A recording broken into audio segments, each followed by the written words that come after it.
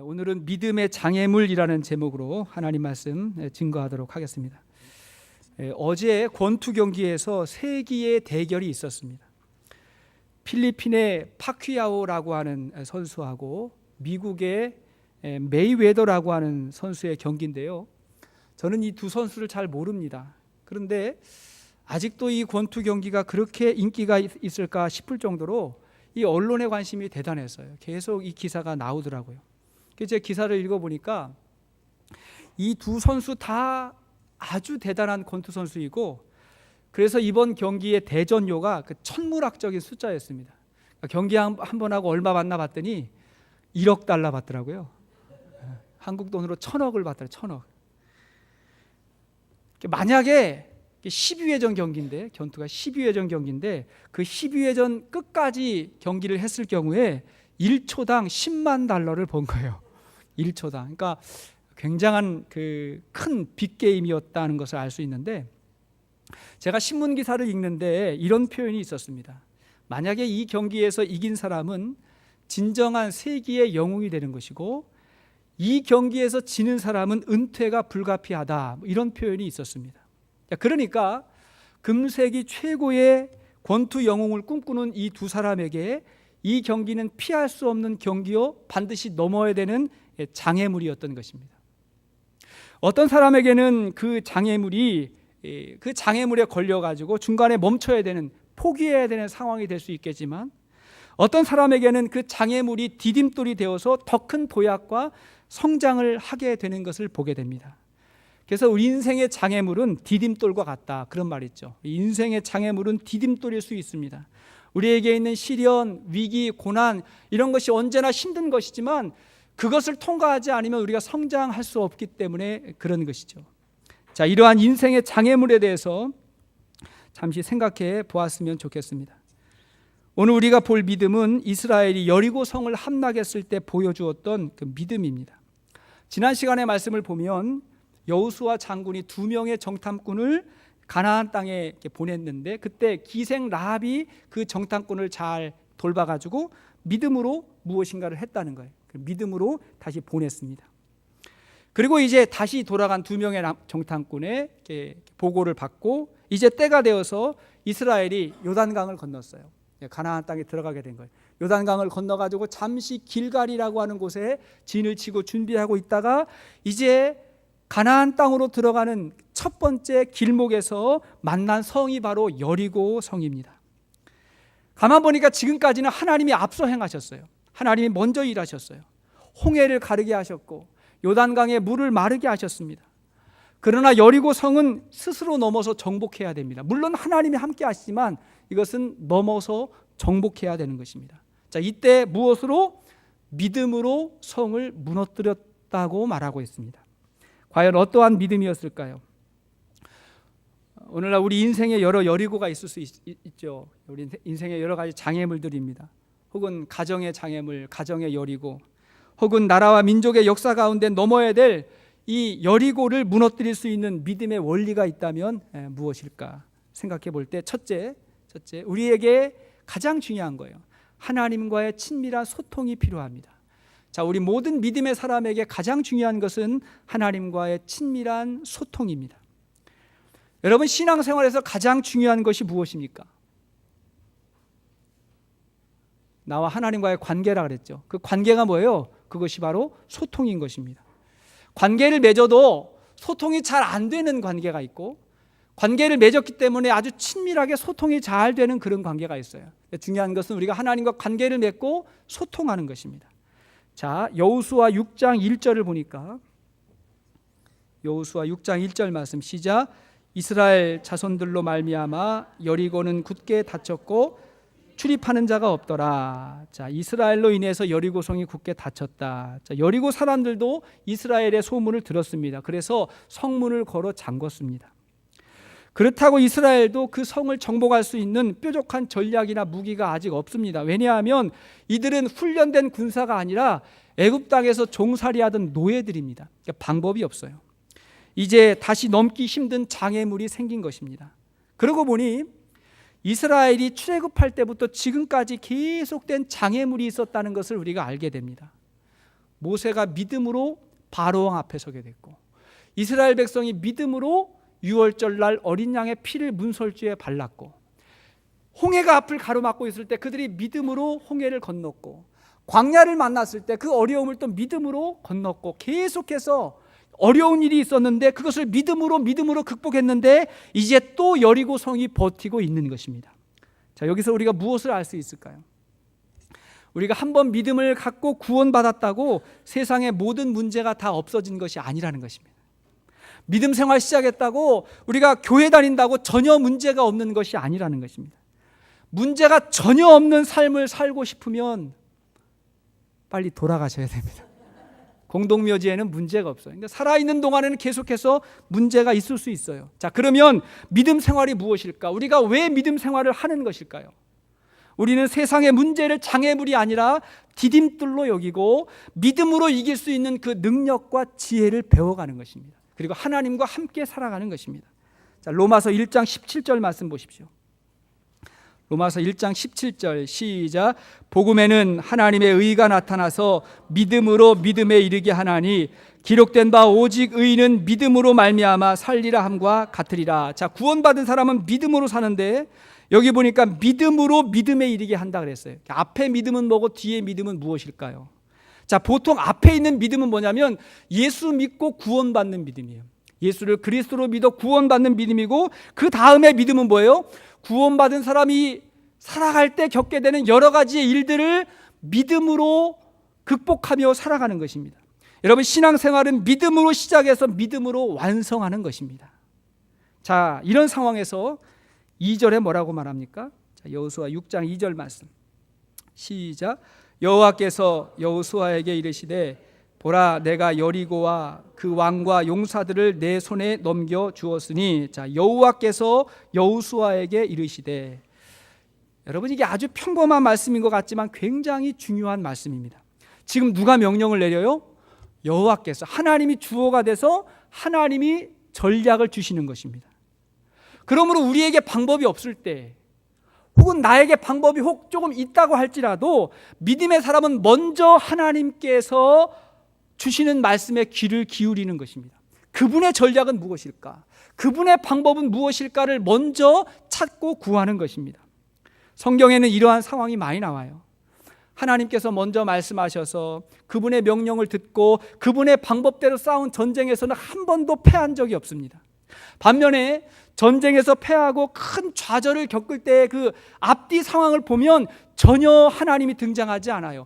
여호와께서라고 시작된 말씀이 없어요. 그냥 자기들이 자기 방법대로 싸우다가 진 것입니다. 지금 여리고 성을 정복할 때는 이렇게 시작이 됐는데, 그 다음 전쟁이 뭐냐면 아이성 전쟁인데, 아이성 전쟁에서는 그 시작이 하나님으로부터 시작되지 않습니다. 그러다가 패하는 것입니다. 자, 이러한 영적인 원리를 안다면 우리는 하나님과 친밀하게 소통해야 돼요.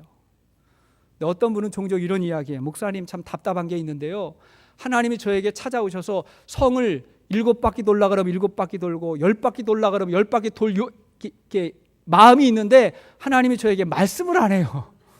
말씀을 안 해요. 이렇게 이야기하시더라고요. 자, 하나님과 친밀하게 소통하는 방법이 두 가지입니다. 두 가지. 첫째는 뭐예요? 하나님의 말씀인 성경으로 소통하는 것입니다. 이미 하나님은 성경을 통해서 우리에게 수많은 말씀을 주셨어요. 하나님은 성경을 통해서 내 삶 가운데 찾아오십니다.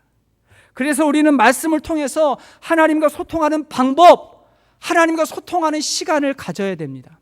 그걸 어떻게 해야 되느냐? 제자반의 경건의 삶 과정을 들으시면 알 수가 있습니다. 우리가 하나님과 소통하는 방법을 배워야 돼요. 그걸 알아야 돼요. 오늘 우리가 성경을 읽을 때나 혹은 들을 때에 이게 옛날 이야기가, 그 시대의 이야기가 아니고, 이것이 교양 강좌가 아니라 오늘 나에게 찾아오셔서 말씀하시는 하나님의 음성으로 들어야 되는 것입니다. 그게 소통의 시작이에요. 그런가 하면 두 번째 뭐예요? 기도하는 것입니다. 하나님과 소통하는 사람이 결코 기도를 소홀히 여길 수가 없습니다. 기도를 한다고 하는 것은 우리가 하나님께 구하고, 그리고 하나님이 나에게 말씀하시는 거예요. 이 쌍방향으로 소통하는 게 대화잖아요. 우리는 하나님께 구하고 하나님은 나에게 말씀하십니다. 그게 기도예요. 키엘케고르라고 하는 사람이 이런 이야기를 했어요.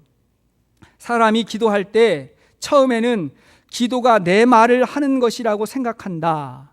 그러나 점점 더 깊은 경지에 다다르면 기도란 결국 듣는 것임을 깨닫게 된다. 이렇게 이야기했습니다. 처음에는 내가 말하면서 하나님께 나아가요. 내가 말하면서 기도가 시작이 됩니다. 그러나 더 깊은 경지에 들어가면 하나님의 음성을 듣게 되고 하나님도 나에게 말씀하신다는 사실을 깨닫게 됩니다. 내 마음에 하나님의 마음이 심겨지게 돼요. 이 말이 무슨 말인지는 기도해 본 사람은 알게 될 것입니다. 기도는 하는 기도도 있고 듣는 기도가 있는 것입니다. 자, 이렇게 신앙생활의 핵심이 하나님과 소통이라고 하는 것을 아시는 분들은 늘 하나님의 말씀을 가까이 하고 항상 기도에 힘쓰는 것입니다. 이것이 첫 번째 단계예요. 자, 우리의 장애물들 여리고를 극복할 수 있는 첫 번째 단계입니다. 그런가 하면 두 번째, 그렇게 하나님과 소통을 유지하기 위해서 우리가 중요하게 여겨야 될 것들이 많이 있습니다. 자, 가장 중요한 게 무엇이냐? 예배 생활입니다. 우리에게 가장 중요한 것이 바로 예배 생활입니다. 여기서 말하는 예배란 오늘 이렇게 주일날 모여서 함께 드리는 예배도 물론 중요하지만 이거 하지 않고 우리가 예배 드린다 할 수 있겠습니까? 이 예배도 중요하지만 사실은 우리의 인생 전체를 말하는 것입니다. 예배가 우리의 인생이 되는 거예요. 자, 3절 이하의 말씀을 보시겠습니다. 여호수아 6장 3절 이하의 말씀 시작. 너희 모든 군사는 그 성을 둘러 성 주위를 매일 한 번씩 돌되 엿새 동안을 그리하라. 제사장 7은 7 양각 나팔을 잡고 언약궤 앞에서 나아갈 것이요 7째 날에는 그 성을 7번 돌며 그 제사장들은 나팔을 불 것이며 5절 제사장들이 양각 나팔을 길게 불어 그 나팔 소리가 너희에게 들릴 때에는 백성은 다 큰 소리로 외쳐 부를 것이라. 그리하면 그 성벽이 무너져 내리리니 백성은 각기 앞으로 올라갈지니라 하시매. 자, 하나님께서 이 여리고성을 무너뜨릴 수 있는 비책을 알려주시는데 그 방법이 대단히 이상합니다. 이스라엘의 모든 군사들이 매일 성을 한 바퀴씩 돌고 그리고 그렇게 엿새 동안을 돌라고 말씀하십니다. 그러다가 마지막 7째 날은 새벽부터 일찍이 성을 7바퀴 돌라고 말씀하세요. 그리고 나서 마지막에 그 성이 무너지도록 소리를 지르라 이렇게 말씀하십니다. 여러분, 여기서 하나님은요, 전쟁의 싸움의 방법을 알려주시는 것이 아니라 믿음의 사람이 살아야 될 영적인 원리를 말씀해 주시는 거예요. 자, 우리는 몇 가지 믿음의 원리가 있는데, 하나님과 소통하는 믿음의 원리가 있는데, 첫 번째, 우리의 인생이 예배라는 것을 알아야 됩니다. 예배의 리듬이라는 게 있거든요. 우리 인생이 예배예요. 지금 이스라엘은 전쟁을 하는 것이 아니라 마치 예배 드리는 것 같다는 생각이 여러분 들지 않습니까? 자, 성을 도는데 하나님이 그 대형을 다 알려주세요. 제일 먼저 호위 군사가 몇 사람 씁니다. 호위하는 군사가 앞에 쓰고 그 다음에 제사장 7이 7 양각 나팔을 불면서 선두에 섭니다. 근데 여기서 이 양각 나팔이라고 하는 것은 전쟁에서 사용하는 은나팔이 아니라 이스라엘 백성이 하나님을 찬양할 때 부르는 사용하는 양의 뿔로 된 나팔을 양각 나팔이라고 하는 거예요. 그러니까 언제 쓰인다 이 나팔을? 하나님을 찬양할 때 쓰이는 악기였습니다. 그걸 불고 가는 거예요. 그 다음에 다른 제사장이 언약궤를 메고 갑니다. 언약궤는 하나님의 임재의 상징이에요. 하나님이 우리와 함께 하신다. 이 싸움에, 이 삶 가운데 하나님이 함께 하신다는 것을 믿고 그것을 보면서 걸어가는 것입니다. 그리고 그 뒤에 이렇게 따라가는 거예요. 따라가요. 여기서 7이라고 하는 숫자가 대단히 중요한데 7 제사장, 7 나팔, 7째 날, 7바퀴라고 하는 것은 성경의 7이라고 하는 숫자는 굉장히 거룩한 숫자고 이 일 가운데 영적인 의미가 있다는 거예요. 하나님이 영적인 섭리가 있다는 것을 알려주시는 그런 숫자입니다. 자, 그리고 나서 큰 소리로 뭐 하라고? 함성을 지르라고요. 큰 소리로 함성을 지렀어요. 마치 우리가 하나님 앞에 예배 드릴 때 우리가 찬양을 크게 부르고 기도를 크게 하는 것처럼 생각되지 않습니까? 이 예배의 원리예요. 사실은 이스라엘 백성이 광야를 건널 때도 그렇게 건넜어요. 언약궤를 앞세우고 언약궤를 중심으로 그러면서 건넜던 것입니다. 하나님과 관계를 소중하게 여기는 사람은 언제나 삶의 중심에 예배가 있어요. 예배는 하나님을 바라보는 거예요. 언약궤는 시각적으로 바라보는 거죠. 우리 가운데 하나님이 보이지 않지만 믿음의 눈을 들어서 하나님을 바라보고, 그리고 하나님에게 삶의 의미와 가치와 목적이 있음을 알고 그 하나님 중심으로 살아가는 거, 그게 예배인 것입니다. 그렇게 우리가 뚜벅뚜벅 살아가는 거예요. 두 번째, 그런 예배자에게 중요한 게 침묵하는 것입니다. 소통 가운데 중요한 게 뭔지 아세요? 침묵이에요. 말이 너무 많으면 소통이 안 됩니다. 자, 그렇게 성을 도는 동안에 하나님이 아주 흥미로운 명령을 주셨어요. 이게 10절 말씀이에요. 자, 6장 10절 말씀 한번 읽겠습니다. 자, 시작. 여호수아가 백성에게 명령하여 이르되 너희는 외치지 말며 너희 음성을 들리게 하지 말며 너희 입에서 아무 말도 내지 말라. 그리하다가 내가 너희에게 명령하여 외치라 하는 날에 외칠지니라 하고, 자, 성을 도는데 뭐 하지 말라? 말하지 말라고, 침묵하라고 이렇게 명령을 내렸습니다. 왜 이렇게 명령을 했을까요, 여러분? 두 가지 이유에, 첫째는 조용히 해야 하나님의 음성을 들을 수 있잖아요. 조용히 해야 하나님 바라볼 수 있잖아요. 오늘날 이 악한 마귀의 전략은 두 가지예요. 소음과 조급함이에요. 첫째는 소음입니다. 주위의 시끄러운 소리를 너무 크게 들리게 해가지고 하나님의 세밀한 음성을 듣지 못하게 하는 거예요. 세상의 소리가 너무 커서 하나님의 일들을, 하나님의 음성을 듣지 못하게 하는 거예요. 그리고 우리를 너무 조급하게 해가지고 우리가 실수하도록 하는 것입니다. 이제부터 진지하게 하나님과 교제하는, 소통하는 분들은 소위 침묵기도 혹은 침묵의 훈련이라는 것을 합니다. 왜 그래요? 하나님의 음성을 더 많이 듣기 위해서 그렇게 하는 것입니다. 또 하나의 이유는, 더 중요한 이유인데, 지금 여기서 이스라엘이 침묵하지 않으면, 말하라고 하면 불평과 원망을 쏟아낼 것입니다. 여러분, 이스라엘 백성의 특징이 뭐예요? 불평과 원망입니다. 그러다가 광야 40년 동안을 헤맨 거예요. 불평하고 원망했어요.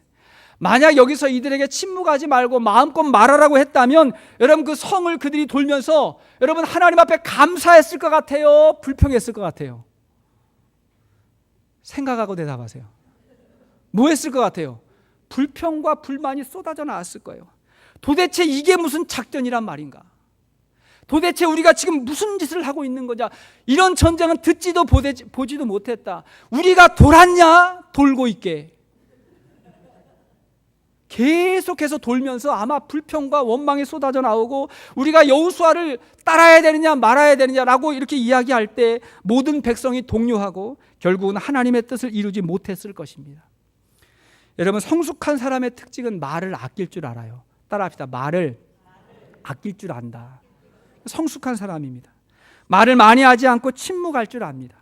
그리고 그 시간과 공간의 여백에 하나님과 교제의 시간을 갖고 하나님의 음성으로 우리를 채워가는 것이, 그것이 믿음의 삶인 줄로 믿습니다.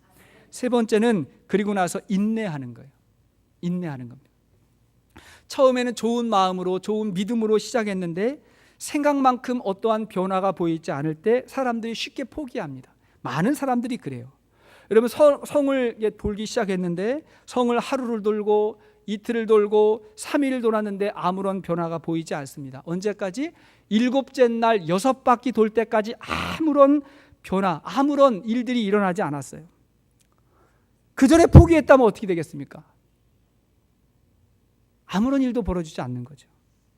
여러분, 물이 100도에서 끓는데, 100도가 되면 물이 끓는데 99도까지는 적어도 눈으로 볼 때는 아무런 변화가 없지 않습니까? 근데 단 1도의 차이가 물을 끓게 하는 거예요. 1도예요. 99도까지는 아무런 변화가 없어요. 1도 올라갈 때 물이 끓기 시작하는 것입니다. 그러니까 7째 날 6바퀴 돌기까지 아무런 변화가 없었던 거예요. 적어도 조금 금이 가고 조금이라도 무너져 내리고 어떠한 변화가 있었다면 돌면서도 불평하지 않고 원망하지 않고 계속 돌았을 텐데 아무런 변화가 없었어요. 하나님의 역사는 7째 날 7바퀴까지 돌아야 됐다. 여러분, 우리가 몇 바퀴 돌았습니까? 옆에 있는 사람에게 물어보세요. 몇 바퀴 도셨습니까? 물어보세요. 몇 바퀴 도셨습니까? 우리가 신앙생활 좀 시작했다고, 신앙생활 1년 했다고, 성경 공부 하나 마쳤다고, 금식 한두 번 했다고, 그게 7째 날 7바퀴까지 다 돌았다고 생각하지 마시고 믿음으로 도는 것입니다. 믿음이 무엇입니까? 기다리는 거예요. 왜 기다립니까? 믿기 때문에 기다리는 거예요. 똑똑한 사람, 재능이 많은 사람, 용기 있는 사람이 승리하는 게 아니라 최후의 승리는 인내하는 사람이라고 저는 믿습니다. 그래서 가만 보십시오. 머리 좋은 학생, 머리 좋은 사람이 성공하는 게 아니고 엉덩이가 무거운 사람이 성공해요. 여기서 말하는 것들은 육체적인 걸 말하는 게 아니에요. 그죠? 묵직하게 자리를 지키는 사람이 결국은 신앙생활이나 무엇이나 열매를 이루는 것들을 보게 됩니다. 그게 인내예요. 근데 중요한 건 뭐냐면 그렇게 기다릴 때 어떤 마음을 가지고 기다리냐가 참 중요하다고 생각합니다. 이렇게 믿음으로 살아가는 사람에게 축복이 있어요. 세 번째 원리인데, 믿음의 사람은 이미 승리를 확신하며 삽니다. 안 될 거다, 못할 거다 두려워하며 그렇게 예배하고 살아가는 것이 아니라 이미 승리를 확신하며 인내하는 것입니다. 자, 2절 말씀을 다시 보십시오. 자, 여호수아 6장 2절 보십시오. 다시 보니까 시작. 여호와께서 여호수아에게 이르시되 보라, 내가 여리고와 그 왕과 용사들을 내 손에 넘겨 주었으니. 자, 하나님이 말씀하는 거예요. 내 손에 넘겨 주었으니. 밑줄을 쫙 그십시오. 내 손에 넘겨 줄 것이다가 아니라 내 손에 넘겨 주었다. 하나님은 이미 주었다고 말하는 거예요. 우리 시간으로는 아직 안 받았지만 하나님께서는 이미 주셨다고 말씀하는 거예요. 여러분, 믿음의 사람은 이기기 위해서 싸우는 것이 아니라 이겨놓고 싸우는 거예요. 따라합시다. 이겨놓고 싸운다. 그게 믿음이잖아요. 이겨놓고 싸우는 거예요. 7째 날 7바퀴를 다 돌고, 근데 성이 무너지질 않았어요. 근데 여호수아가 뭐 하라 그래요? 외치라 그러죠. 다 끝난 다음에 침묵하고 있다가 외쳐라 이렇게 이야기하거든요. 근데 이것도 굉장히 중요한 메시지예요. 자, 가만 보십시오. 여러분, 성이 무너져 내려야 외치는 거예요? 아니면 외쳐야 무너지는 거예요? 보통 우리는요, 성이 무너져 내려야, 그런 일들이 있어야, 그 일이 이루어져야, 뭔가 결과가 있어야 외쳐요. 좋다고, 기쁘다고, 감사하다고. 근데 믿음은요, 먼저 외치라는 거예요. 하나님 앞에 감사함으로 외칠 때 그제서야 성이 무너진다는 사실을 여러분 기억하십시오. 이미 주신 것으로 믿고 먼저 외치는 것입니다. 문제가 아직 해결되지 않았지만 기쁨으로, 감사함으로 외치는 것입니다. 저는 그것이 예배라고 믿습니다. 예배가 뭐예요? 이미 되어질 일들을 믿음으로 선포하는 거예요. 선언하는 거예요. 승리했다고 외치는 거예요. 여러분, 우리 찬송을 보십시오. 낙심, 절망, 두려움을 찬송하는 게 하나라도 있어요, 없어요? 하나도 없거든요. 찬송가의 모든 가사는 하나님이 주신 승리를 외치는 것입니다. 선포하는 거예요. 기도가 무엇입니까? 기도도 이미 외치는 거예요. 선포하는 것입니다. 그게 믿음이에요. 그것 때문에 우리가 사는 거예요. 저는 예배의 영성이 승리의 영성이라고 믿습니다. 앞으로 되어질 일들을 먼저 외치는 거예요. 찬양하는 거예요. 요한복음 16장 33절 말씀 보십시오. 요한복음 16장 33절 시작. 이것을 너희에게 이르는 것은 너희로 내 안에서 평안을 누리게 하려 함이라. 세상에서는 너희가 환난을 당하나 담대하라. 내가 세상을 이기었노라. 주님이 말씀하신 거예요. 우리가 이 세상을 이기신 예수 그리스도를 믿고 믿음으로 담대하게 매 예배 시간마다 선포하고 외칠 수 있기를 바랍니다. 여러분, 우리의 예배를 한번 돌아보십시오. 우리의 찬양 어떻습니까? 우리의 기도가 어떻습니까? 우리가 이미 승리했음을 알고 이미 장애물이 무너졌음을 알고 외치는 우리의 기도와 찬양이 될 수 있기를 바랍니다. 어떤 분들은요, 믿습니다 그러고 아멘 하는데 그 표정은 잘 못 믿겠다는 표정이에요. 그거 예배의 그 영성이 아니라는 거예요. 불안과 두려움과 원망이 가득해 보이는 그런 모습으로는 살아있는 산 제물이 될 수가 없는 것입니다. 예배드리는 이 순간만큼이라도 외치고 마음의 확신을 갖고 그리고 그 힘을 가지고 용기를 내서 이 세상을 살아갈 수 있는 저와 여러분들 될 수 있기를 바랍니다. 이게 예배의 영성입니다. 말씀의 결론을 맺겠습니다. 오래전에 미국의 한 젊은이가 길을 걷다가 $5짜리 지폐를 주었답니다. 땅에서. 당시에는 제법 큰 돈이었대요. 근데 그게 화근이었어요. 왜냐하니까 그날 이후에 이 젊은이가 길을 갈 때 결코 눈을 들지 않고 땅만 보고 걸어가는 거예요. 길에서 그걸 주었으니까 얼마나 좋겠어요. 땅만 보고 계속해서 걸어갔습니다. 그렇게 여러 해가 지난 후에 이 젊은이가 많은 것들을 모았는데 뭘 모았나 봤더니 29,516개의 단추와 54,172개의 바늘과 그리고 1센트짜리 동전 12개와 블라블라블라 이런 것들을 남긴 거예요. 그 사이에 봤더니 구부러진 등뼈와 아주 인색하고 날카로운 성격만 남게 됐다. 이렇게 이야기합니다. 대신에 너무나 많은 걸 잃어버린 거예요. 뭘 잃어버렸어요? 눈을 들면 보이는 따스한 햇볕을 보지 못했고, 밤하늘에 빛나는 아름다운 별을 보지 못했고, 우리 주위에 있는 친구들, 우리 가족들의 그 따스한 미소를 보지 못했고, 봄에 핀 아름다운 꽃을 보지 못했고, 가을에 되어진 그 아름다운 단풍을 보지 못했고, 참된 세상을 제대로 보지 못하고 그러고 땅만 살아가고 인색하고 구부러진 사람이 된 것입니다. 사랑하는 여러분, 우리 믿음의 사람은 땅을 보지 말고 위를 보고 살 수 있기를 바랍니다. 성경에 많이 나오잖아요. 눈을 들어 주를 보라. 눈을 들어 주를 보라. 여러분, 위가 어디입니까? 우리 위에 계신 분, 그리고 우리 앞에 계신 분, 아니 사실은 우리의 마음 속에서, 내 속에서 살아서 역사하시는 그 하나님을 바라보며 그분을 예배하고 오직 믿음으로 믿음에 이르는 삶을 살 수 있기를 주의 이름으로 축원합니다. 믿음은 바라는 것들의 실상이요 보이지 않는 것들의 증거라고 했어요. 우리의 기대와 소망이 지금 이루어진 것으로 우리가 예배하고 그 증거를 나타내는 것이 우리의 삶입니다. 예배자는 그래서 이미 승리한 자고, 예배에 승리하면 우리 인생에 승리하는 줄로 믿습니다.